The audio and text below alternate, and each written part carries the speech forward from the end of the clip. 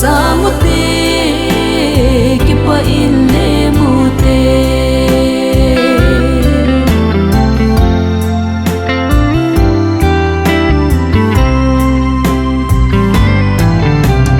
solama kunin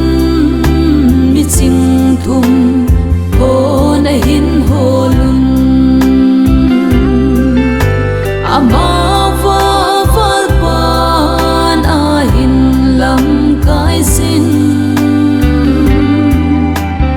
Bethlehem bong in chung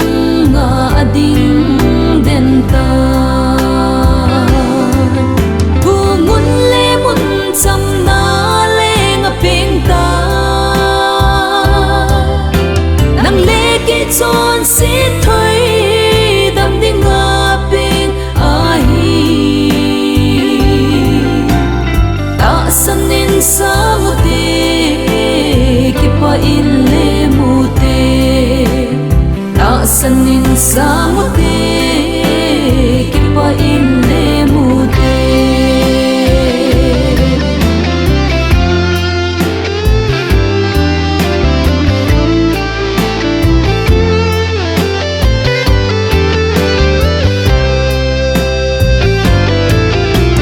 leng hiron in no sin leng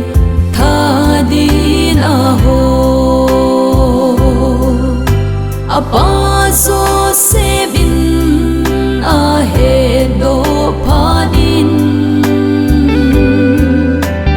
azan zanin tho vin azamang pita bungun le mun cham na le nga penta nang le ke chon si thoi dam ding